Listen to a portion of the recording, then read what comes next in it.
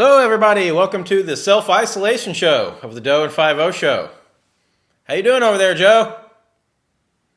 I'm doing fine, Lee. How's it going for you? Fantastic. We are in week, 2, I think, of the social isolation. Yeah. Keep drinking your warm drinks, pal. You'll be fine. I'm going to keep drinking my warm drinks because I'll be fine. Well, Joe and I are not together. We're shooting the show separately. So we'll see how this goes. We never tried it this way before. Huh? You ready to dive into the news headlines?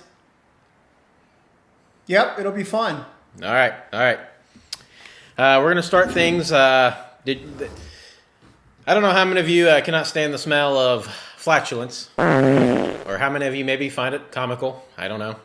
I tend to lean both ways, depending on where the flatulence is coming from. If it comes from me, I think it's funny because it irritates my wife. I find farts disgusting. My kids come and fart on me. It's not so funny. There's a company, Joe, that makes pills that make your farts smell like roses and chocolate. I would never get my wife away from me. Well, they're the source of laughter and for many and disgust for others. They can make or break a friendship and be the cause of many rifts in a relationship. And for some reason, they're the most unbearable for either you or your dad or your dog.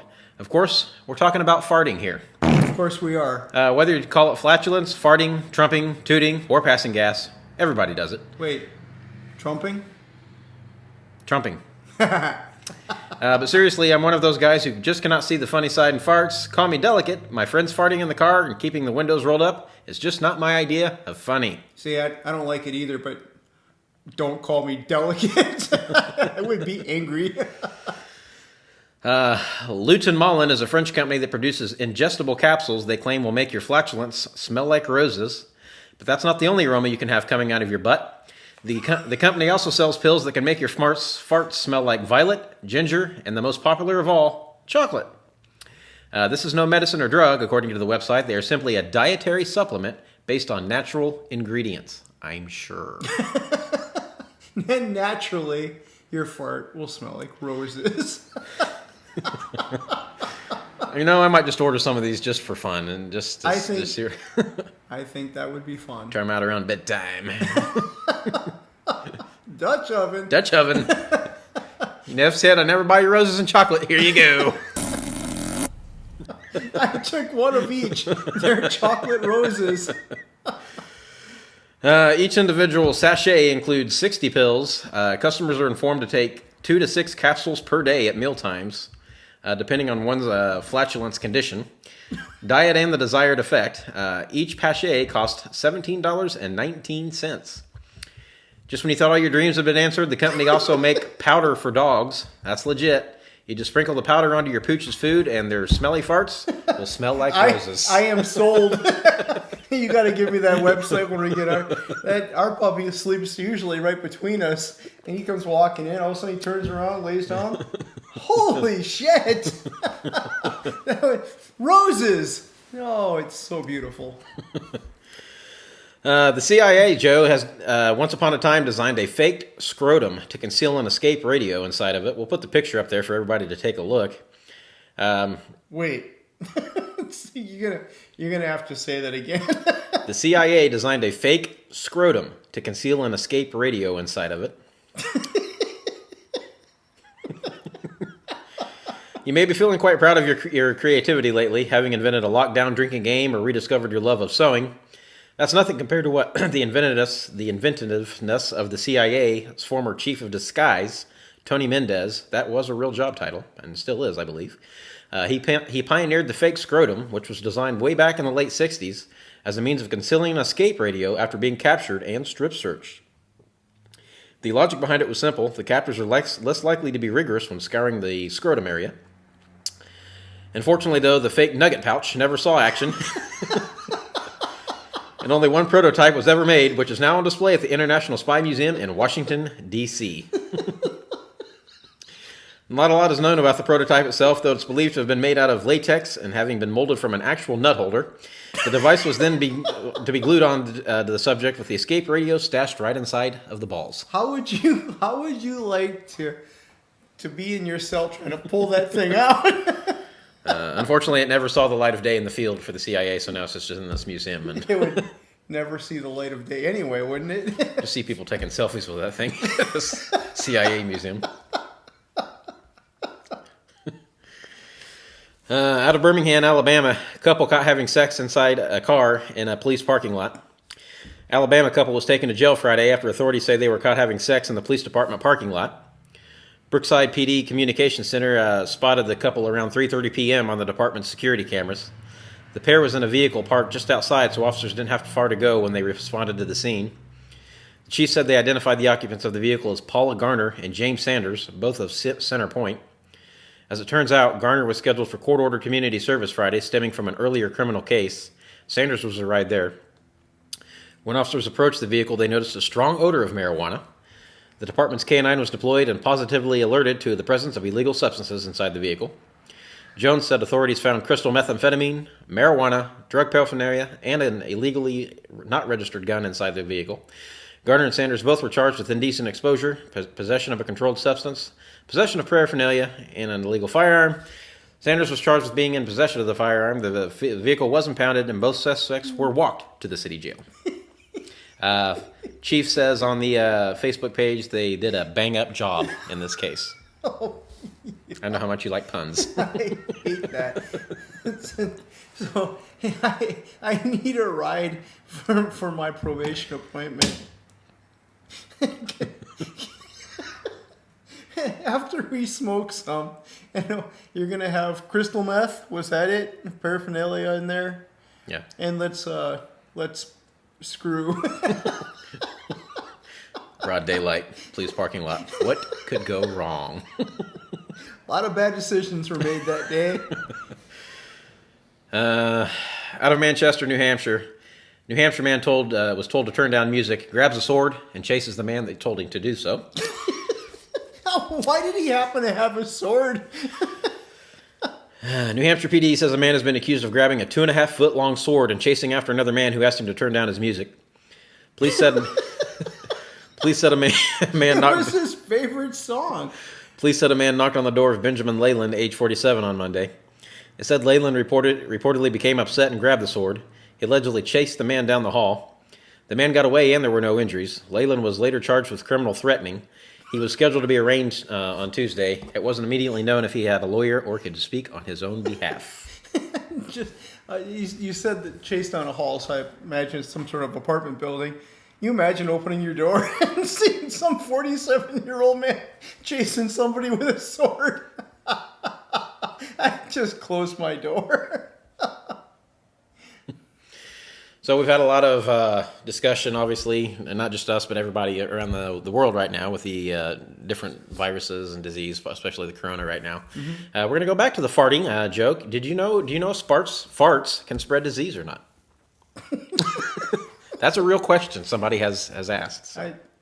All right. Short answer is if you're wearing pants, you're good to go. Back in If anybody farts around me with their pants off, they're not safe no matter what. Well, if this took place in Florida, you're screwed.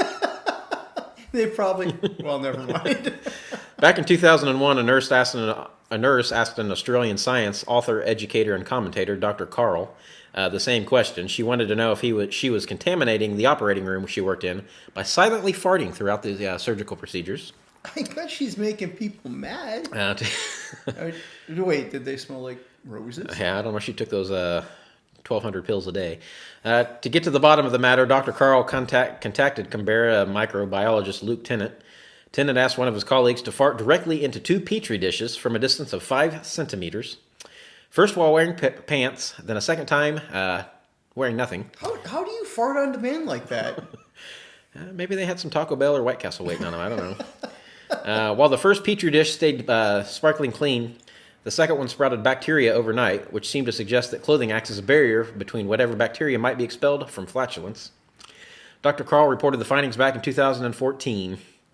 So if you're farting butt naked, you might be spreading disease. I am... Instead of tests like this, can we do real tests? Man gives away 270 vintage toilet rolls he found in his late father's storage unit. A man What the hell's a vintage toilet? What? A man in Australia has found the 2020 Holy Grail, a massive haul of TP locked away in a storage unit owned by his father. Michael Gerges from City found hundreds of vintage toilet paper rolls bought back in the 80s and 90s. It's almost like Michael's dad knew that this day would once come.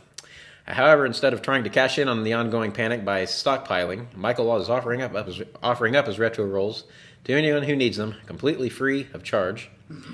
Sharing his find on Facebook, he wrote, "We are giving away free 1980s and 1990s Petal vintage single-ply toilet rolls to those in desperate need." Ah, he got the best, I see. We'll put the picture up there for everybody to see. His old man did have quite a few rolls of single-ply there. Joe won't be able to see this until tomorrow, or whenever the show comes out. Oh, I'll be darned. Look at that. Yeah, so a nice gesture of the guy that he was at least willing to give up the single ply for. You know what? If I had a stash of single ply, I'd give it away too.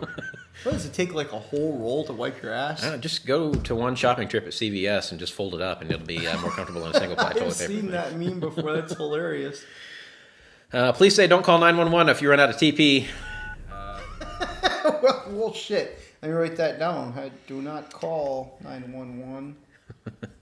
People in Oregon are being asked not to call 911 if they run out of toilet paper. This is a standard procedure for people over there? Apparently. Over the past week... Oh, all right. Over the past week, hordes of shoppers flooded stores across the nation looking to stockpile the household staple. Not only has this put a squeeze on retailers, but apparently the police as well. It's hard to believe that we even have to post this. Please do not call 911 It's very hard to just believe. because you ran out of toilet paper. You will survive without our assistance. That's a post from the Newport PD put on their Facebook page. The agency then offered a tongue-in-cheek list of alternatives for those in need of their favorite soft, ultra, plush, two-ply, citrus-scented tissue. There's other alternatives to toilet paper, grocery receipts, newspaper, cloth rags, lace, cotton balls, and that empty toilet paper roll sitting on the holder right now. Plus, there are a variety of leaves that you can use.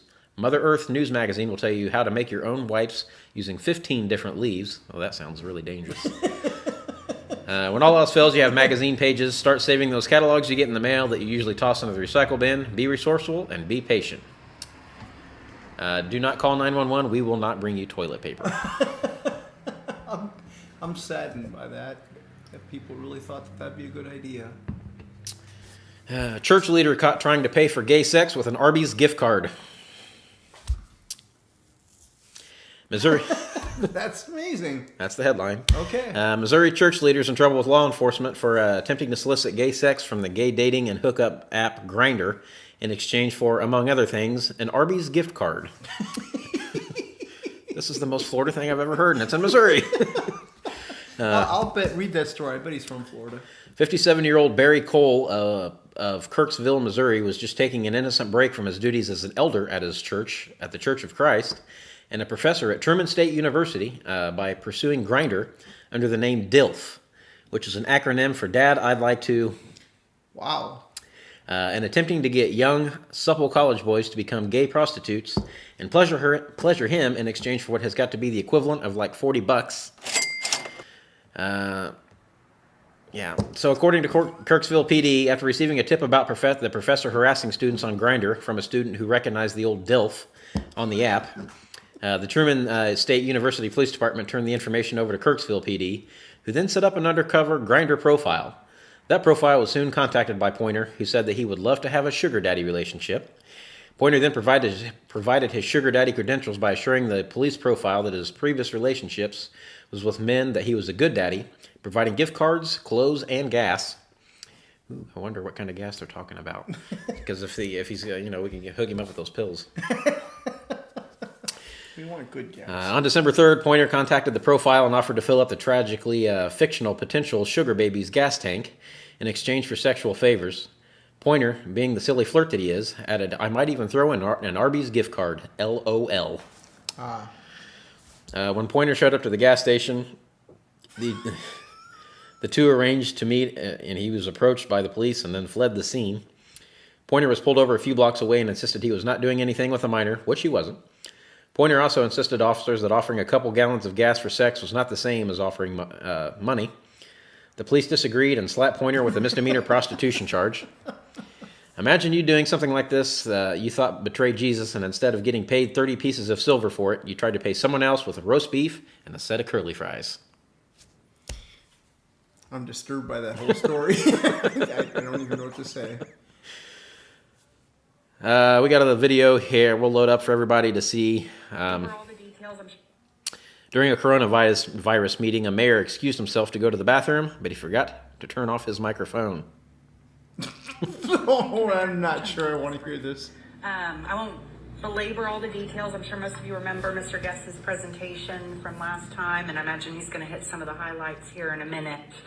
But the thing is that these deadly infections, there's something we can do about it. And what we can do is call on governmental representatives that are higher up the chain of... He's got to be doing that on purpose.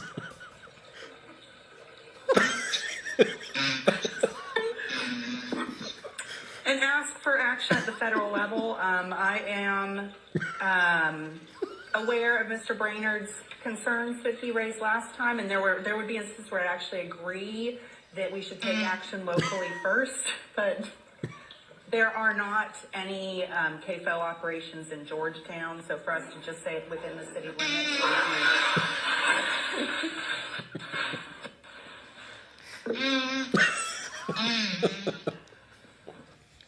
He had to be doing that on purpose. Would be an empty gesture? I wish he would have kept going. I find out if he washed his hands or not afterward. If you just heard him opening the door, everyone's like, ah. Well, that's all I got for this week in the news. Stay tuned for This Week in Florida. I think you might want to leave that cough off there.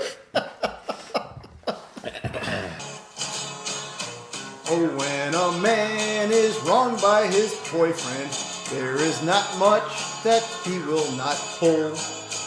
An intelligent man would surely go rob him and set a stage fire while dressed as a bull.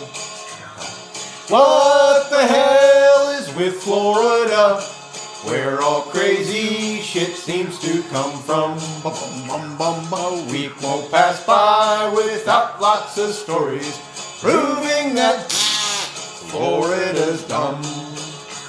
Hey, Joe, you still with me? Yeah, I'm still here. Great. Okay. Time for This Week in Florida. We're going to start off where a monkey clings to a man arrested after a Pasco County car crash. Pasco County again. Pasco. Deputies arrested a man in Pasco County Friday. Were surprised to find that a capuchin monkey clinging to his chest. Cody Blake Hessian was detained after he drove a stolen vehicle into a ditch in Holiday, according to the Pasco County Sheriff's Office. According to an arrest report, the woman called 911 after a car was stolen from a driveway in St. Petersburg. The woman said Hessian found her keys under the floorboard of the car, which was unlocked, and drove to Holiday. Pasco deputies later found him in the car in a ditch. What the deputies didn't expect was the monkey that he had with him. Deputies said Hessian did not have permit for the animal, which is now in the care of the Suncoast Primate Sanctuary. He was arrested for auto theft and booked into the Pasco County Jail. I believe there's a video here of the man with the monkey clinging to his chest. With weather from meteorologist Lee Spat. I want to see. And deputies responding to a car crash in front of a donut shop.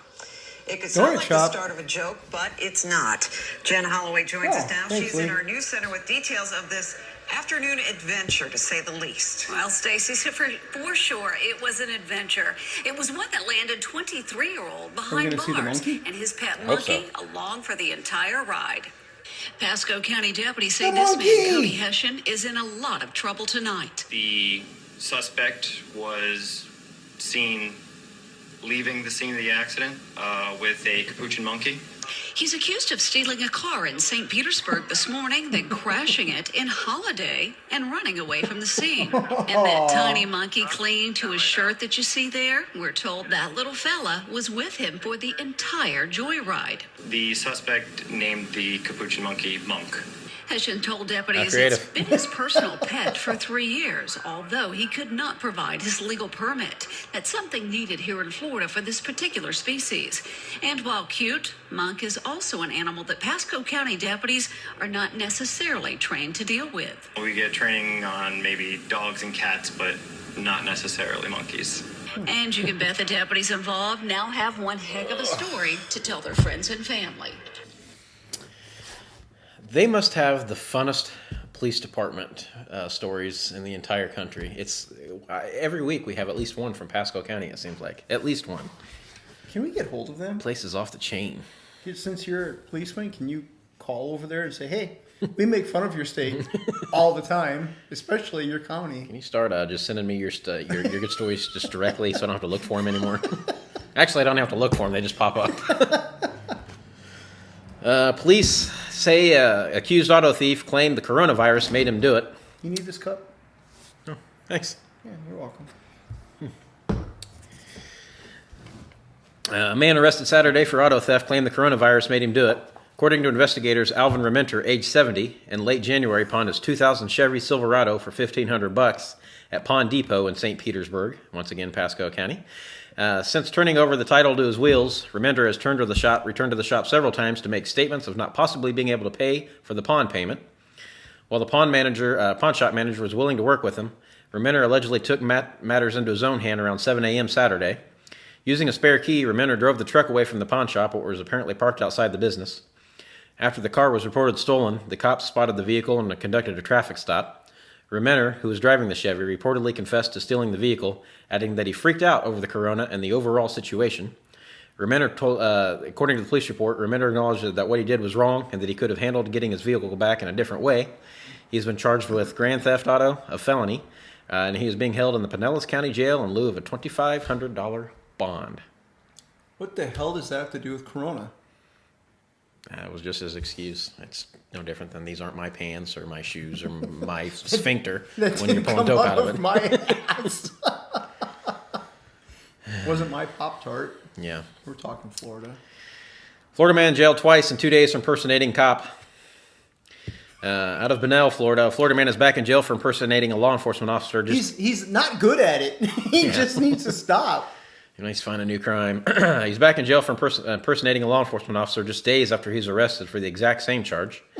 Leroy Stottlemyre, age 60, was 60, and he's trying to... Okay. He was arrested You back better on... not touch that one. He was arrested March 11th after investigators got a tip from a toll bridge attendant who showed them video of the man flashing a law enforcement badge twice on March 11th to avoid paying the $2 toll. On-duty officers are allowed to cross the bridge free of charge.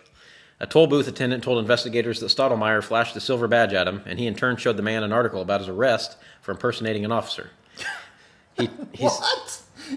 He said Stottlemyre then put away the badge and paid the toll. Sheriff Rick Staley said Stottlemyre was arrested March 9th on charges of impersonating an officer and shoplifting.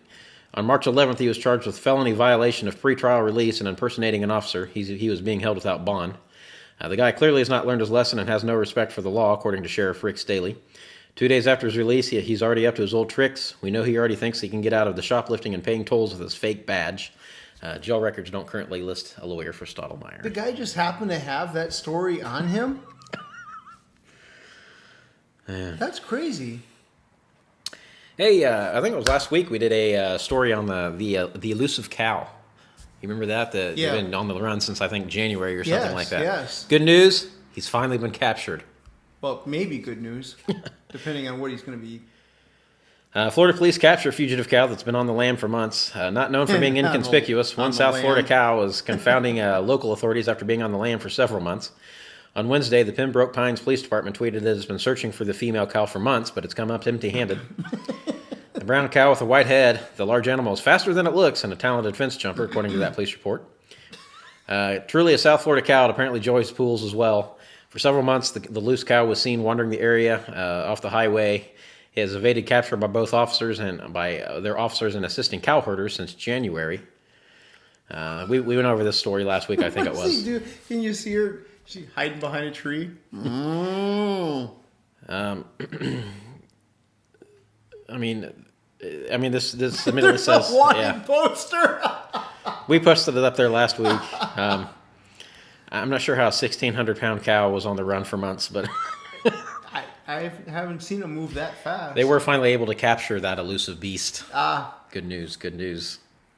Well, once again, perhaps it's good news. That's a beef cow, isn't it? That thing was running for its life. All right, it's time for Joe's musical masterpiece. We're going to end things here in Florida today, where a man dressed in a bull onesie tried to burn down his ex-lover's home with pasta sauce. A man dressed in a bull onesie and his accomplice were arrested after allegedly attempting to burn down their ex-lover's house by leaving pasta sauce on the stove. Derek Irvin, age 36, and John Silva, 38, were caught red-handed by police when they attempted to break into a home in DeLand, Florida on March 13th. The men tried to steal a flat-screen television before leaving a pot of ragu sauce and a washcloth near the stove in an attempt to start a fire. The victim alerted police to the break-in when the resident security system notified of the motion in his house, according to the Volusia County Sheriff's Office. When officers arrived at the scene, the suspects were seen attempting to flee the residence. The victim told the local news that Mr. Irving was dressed in a bull onesie. He said he believed the victims placed the ragu sauce near the stove in an attempt to make it look like he left the stove on. Hey, Lee, you got a Q-tip? Yeah. Thanks. No problem. Did you need one? Sure. Gonna give me a clean one. Well, one side's clean. The victim told the news it started out as a relationship that lasted about a week. They let him use his car for about 4 months. Maybe he's angry about that, or maybe he's angry because I gave him $150 to fix his teeth.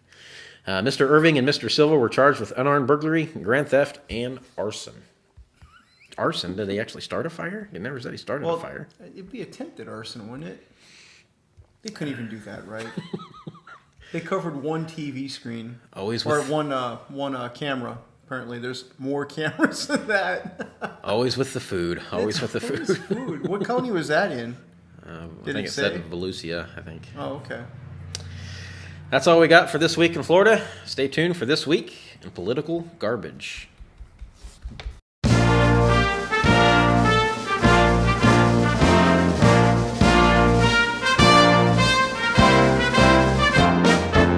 All right, everybody, welcome to This Week in Political Garbage. We're going to start this week with just a short news clip. It's a piece from CNN where Chris Cuomo and his brother, New York Governor Andrew Cuomo, have a ridiculous spat over their teenage curfews. Curfew, I don't like the word curfew. Dad tried to have a curfew for me. I never got past the resentment, but I do believe you'll see more tightening if the numbers don't slow. Your problems with the curfew. It's the least of your problems, just so you know. I never fought. You violated the curfew all the time. Caused much pain, but that's a different story. Caused much pain? Governor Andrew Cuomo, I appreciate you coming on the show. Thank you. I love you. I'm proud of what you're doing. I know you're working hard for your state, but no matter how hard you're working, there's always time to call Mom. She wants to hear from you. Just so you know. Yeah, I called Mom. Just before I came on the show. By the way, she said I was her favorite. She never said Good that. news is she said you were her second favorite.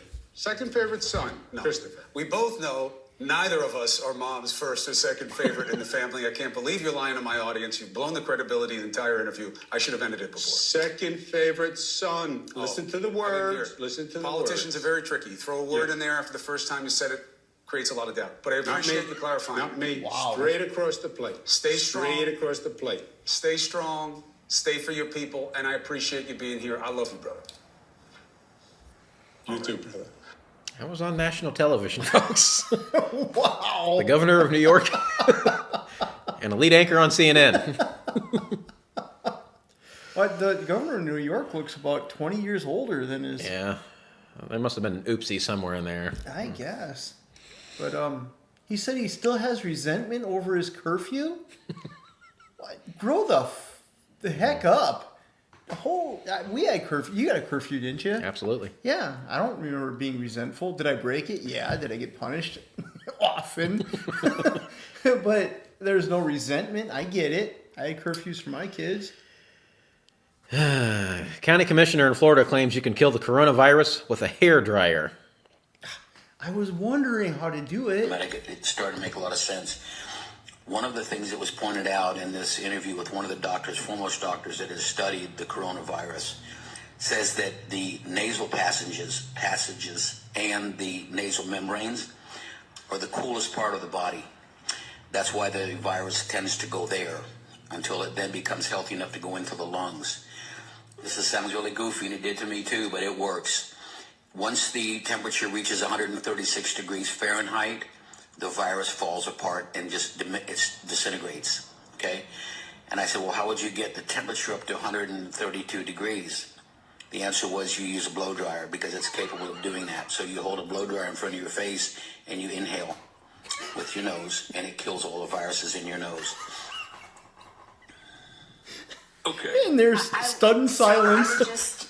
I would just caution residents to, if there's lots of misinformation out there. We're hearing and learning a lot on social media, and I'm trying to recover this mess. Information on how to cure this disease, and I personally would just leave that to your medical provider. I've heard so much, just sad information about how to cure this virus, and it's a new virus. That's why they call it a novel coronavirus. And just caution on the mechanisms of trying to treat this on your own, and leave that up to the medical professionals to be able to do that for you. Social media, I would not even have brought that up. This was on OAN and One American News Network, which is the fastest growing national network on cable. And it's the new Fox News, if you want to know the truth. And it was a doctor, and it did have his credentials, that he has been one of the foremost doctors in studying, how this is transmitted. And that's where that came from. And I agree with you. There's a lot of baloney out there on social media. You've got to be very careful. But I only brought it up because it came from a pretty reliable source. So Dr. Seuss apparently is a very reliable source. Now that people are going to take heat guns, lighters. All I know is you and I are getting a pair of blow dryers, and we're just going to run around town and start blowing people in the face. We're just trying to save you. We're just trying to help. Consider it a public service. We're gonna have to get pull a generator behind us. So I wish they'd have showed that chick, because she tried so hard to recant that without embarrassing him, but he picked up on it apparently. It's a very credible source. A doctor on the new Fox is what he called it. Yeah, Dr. Seuss. Well, this guy's he's a county commissioner, so a little more story into it. A former paramedic turned a Florida politician claimed that using a blow dryer would kill the coronavirus, and he's likely starting to regret saying that such thing on a public record. Okeechobee County Commissioner Bryant Culpepper told Okeechobee told his fellow commissioners that he saw the cure on cable television, claiming it came from a doctor that had studied the virus. We've already listened to it. Despite the awkward silence, he did continue on. Sometimes the cures for some of the diseases are very simple. Okay, said one commissioner, as you guys heard. The alleged cure was created by futurologist Dan Lee Dimke, who allegedly holds a Bachelor of Science degree from the University of the State of New York, a master's degree in business administration, and a PhD in education from Southwest University. While Dr. Dimke is known for his many published health books, he is in fact not a medical doctor. I'm shocked. Dr. Seuss. I told you. Culpepper would later offer an apology after he got into online arguments with people who criticized him after the video began circulating around the internet, and stated that he should have ignored the more hateful comments. I will no longer offer any more suggestions unless they are tried and proven. I Googled that while you were on it, and the very first thing that came up is this. Snopes.com. No, a hairdryer won't stop coronavirus. Was it last week, the week before? Some idiot politician down there, county commissioner, city commissioner, something. He thought he's wanting to check the first responders. I think it's a great idea. If you live down there, you should be getting the hell out while you still can. That's all I gotta say. You're gonna die. First responder, anyway. Those first responders all have hair dryers in their car hooked up to their cigarette lighters. They still have cigarette lighters in cars? I don't know, man, but you're here. Oh, thanks. Sorry about that. No toothpaste? Sorry, I'm fresh out. Oh, shit. Just dip it in your coffee. That's the problem. So, obviously, we're a couple weeks into the coronavirus stuff now. It's dominating not only the news headlines, but it's altering the way people are living right now, for the most part. Mm-hmm. Obviously, all across the country and across the world, really, people are supposed to be confined to their homes unless they have probable reason to be out and about, whether it's, getting your essential groceries or doctor's appointments, or if you're considered an essential employee somewhere where you have to work. Our community really has seemed pretty good about people staying in. Other communities, maybe not so much. We've seen a community to the south of us where they put even stricter regulations out on businesses that weren't following the governor's guidelines and stuff. I was kind of surprised how people were, like the businesses here in town have actually, Dreams to Reality, Aroma, had something set up so that X's on the floor, so you all stayed 6 feet apart, but then she actually just closed it and has a walk-up window now, so they've gone further than what they've had to. I've seen a lot of businesses do stuff like that. So there's so much. We've seen so much division in this country for so long now, and a lot of people want to blame it on the current president. I think you can trace it back even to the president before that, even though, I guess left versus right wasn't as prominent as it is now because people weren't making such a big deal, right, even if they didn't agree with Obama's policies. But now that there's no longer, their president and their president in anymore, it's a bigger deal. But we're seeing the division even now, and it's crazy to me if you get on social media, which I still think if they would shut down Facebook and Twitter for 2 weeks, the shit would just go away. People would forget about it. And, it would be better, yes.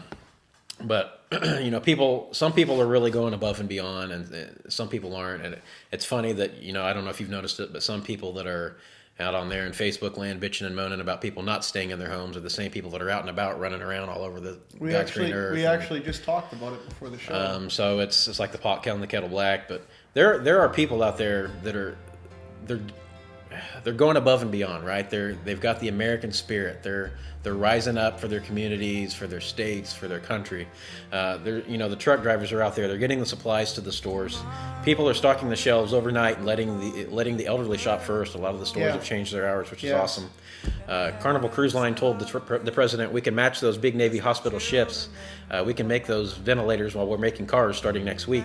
Oh, cool. Women and children are making homemade masks and handing out snacks to truckers. Restaurants and schools said, we've got kitchens and staff, we can feed our kids. We've seen that right here in our community. Right. Churches are holding online services, which I see all the time, and taking care of their members and their community. NBA basketball players are saying, hold our basketballs while we write checks to pay the arena staff. I've seen all kinds of headlines about that, where guys on rookie contracts are paying the salaries for the hourly workers. I did not hear that. That is awesome. Construction company said, here are some masks for medical staff and doctors. Breweries are making hand sanitizer out of the leftover ingredients for their homemade brews. We thought we couldn't live without sports, right? Baseball, NASCAR, NBA. Can't live without going to the beach, restaurants, or a bar. Instead, we're keeping those businesses open by ordering takeout.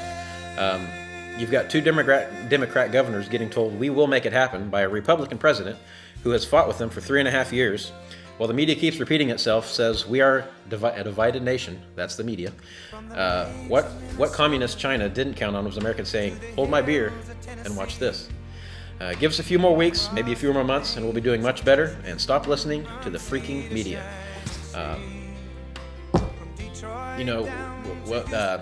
Many years ago, at the start of another world war, we had the issue with Japan saying, I'm afraid we've awoken a sleeping giant, right? Mm-hmm. And to me, this is it's not the same thing necessarily, but it's along the same lines.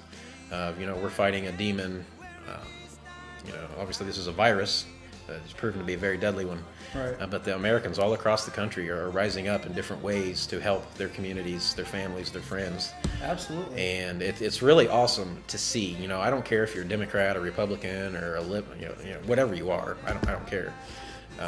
But it's awesome to see people rising up to help each other in times of need. So we have seen that at the bakery. If you follow all my posts and stuff on Facebook, I can't believe how many people have come in and donated, and we sell a lot of donuts to first responders, all medical staff, anybody that has to work, and they're getting a great deal. But people keep coming in and offering more to help these guys out. It's really neat. It's neat how the communities come together for this. Yeah. Well, I just, hang in there, everybody. I know it sucks. It's definitely, it can be boring. Joe's life probably hasn't changed at all because he doesn't go out. Well, that's not true because you guys like to go out to eat, so that's kind of put a... Yeah, we can't do that anymore, which is great because Kathy's a great cook. Yeah. And so she's been cooking a lot. So, but I mean, we've seen that. We were talking about it early this morning, where people are out there bitching. Well, keep your ass at home. Stay the F home. And then these are the same people that are bitching because you're not supporting your local businesses, because you're not going out to order their takeout, to take it home or whatever. So you can't have it both ways, folks. You got to pick and choose what you're going to do and what you're not going to do. At the end of the day, use common sense. Don't be hovering over, everybody. Don't be in large groups. And I'm going to go ahead and vent a little bit. At first, a lot of people are complaining that Trump didn't take this seriously at first. I didn't either. Yeah. Because we were told, just like I'm sure Trump heard, that this is something that's not any more dangerous than the flu. Don't worry about it and stuff like that. So I took it pretty lightly. And now they're talking about percentages and stuff, but we know how many people are dying from it. Okay, so I don't know how they can accurately tell us a percentage because they don't know how many people have it. Right. So I'm not saying it's not deadly. I'm not saying it's not scary.